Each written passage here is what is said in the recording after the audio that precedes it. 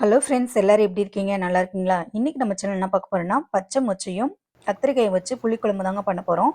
Video first time பார்க்குறவங்க சேனலை subscribe பண்ணுங்க. அப்படியே ஒரு லைக் தட்டி விடுங்க. முடிஞ்ச அளவுக்கு வீடியோ ஸ்கிப் பண்ணாமல் பாருங்கள் ஃப்ரெண்ட்ஸ். இப்போ வாங்க வீடியோக்குள்ளே போகலாம். இந்த குழம்பு வைக்கிறதுக்கு ஃபஸ்ட்டு நம்ம தேவையான பொருட்களை பார்த்துக்கலாம்.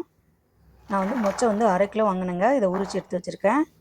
இது கூட பச்சை கத்திரிக்காய் எடுத்து வச்சுருக்கேன். நீங்கள் எந்த கத்திரிக்காய் வேணாலும் இது கூட சேர்த்து வைக்கலாம். வெங்காயம் பார்த்தீங்கன்னா ஒரு 200 கிராம் சின்ன வெங்காயம் உரிச்சு வச்சுருக்கேங்க.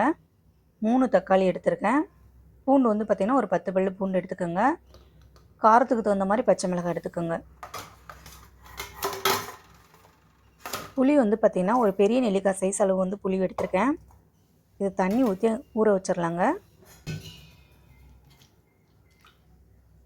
இப்போ ஒரு மிக்சி ஜார் எடுத்துக்கலாம். நம்ம உரிச்சு வச்சுருக்க சின்ன வெங்காயத்தை சேர்த்துக்கலாங்க.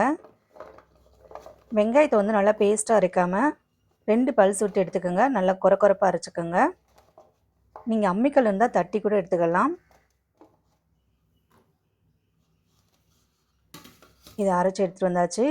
அதே மிக்சி ஜாரில் நம்ம எடுத்து வச்சுருக்க பச்சை மிளகாயும் பூண்டையும் சேர்த்துக்கலாம். அதை இதே மாதிரி அரைச்சி எடுத்துக்கோங்க. இப்போ 2 தக்காளி நான் சேர்த்துருக்கேங்க.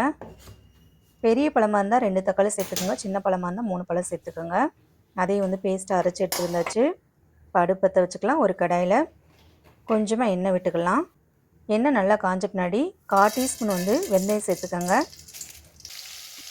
வெந்தயம் பொரிஞ்சிச்சுங்க. இப்போ நம்ம அரைச்சி வச்சுருக்க வெங்காயத்தை சேர்த்துக்கலாம். வெங்காயத்தோட பச்சை வாசனை போகிற அளவுக்கு நல்லா வதக்கி கொடுத்துக்கலாங்க. இது கூட நம்ம அரைச்சி வச்சுருக்க பச்சை மிளகாயும் பூண்டையும் சேர்த்துக்கலாம். இதோட பச்சை வாசனை பொருளுக்கு ஒரு 5 நிமிஷம் நல்லா வதக்கி கொடுத்துக்கலாங்க.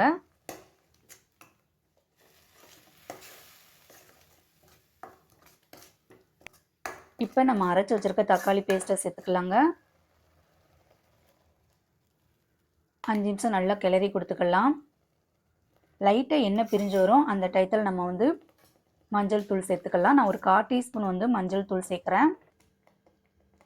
1 ஸ்பூன் தனி மிளகாத்தூள் சேர்க்குறேங்க. மஞ்சள் தூளோட பச்சை வாசனை பொருளுக்கு நல்லா பெரட்டி கொடுத்துக்கலாம்.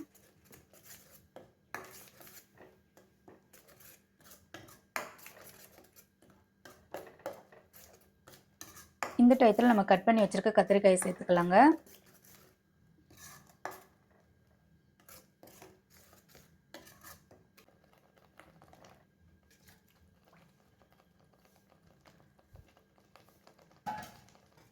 கத்திரிக்காயை இந்த மசாலா கூட நல்லா பெரட்டி விட்டுக்கலாம். இப்போ நம்ம உரிச்சு வச்சுருக்க மொச்சையும் சேர்த்துக்கலாங்க.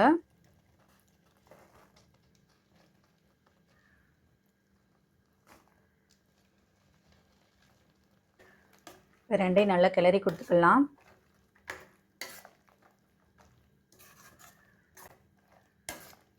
இப்போ தேவையான உப்பு சேர்த்துக்கலாங்க.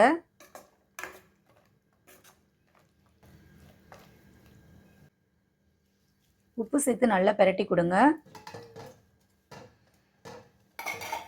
இப்போ குழம்புக்கு தகுந்த மாதிரி தண்ணி சேர்த்துக்கோங்க. உங்களுக்கு கெட்டியாக வேணுன்னா தண்ணி கம்மியாக சேர்த்துக்கோங்க. நான் கொஞ்சம் தண்ணியாக வைக்க போகிறனால தண்ணி எக்ஸ்ட்ராவே சேர்க்க போகிறேங்க.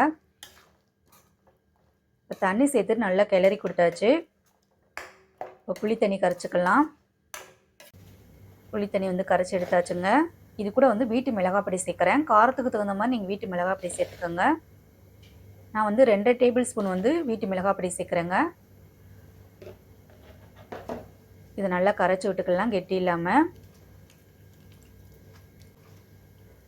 கத்திரிக்காயும் பார்த்தீங்கன்னா ஒரு அரை பதத்துக்கு நல்லா வெந்திருக்கு. இந்த டயத்தில் நம்ம கரைச்சி வச்ச புளி தண்ணி சேர்த்துக்கலாம்.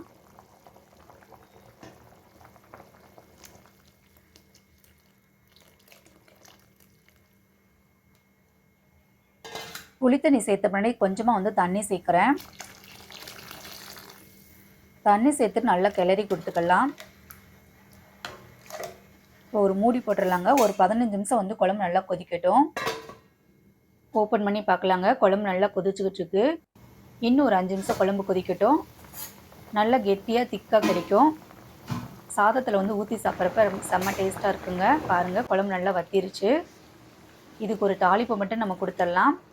அடுப்பு பற்ற வச்சுக்கலாம். ஒரு கடாயில் கொஞ்சமாக எண்ணெய் விட்டு உளுந்து கடுகு சேர்த்துக்கோங்க.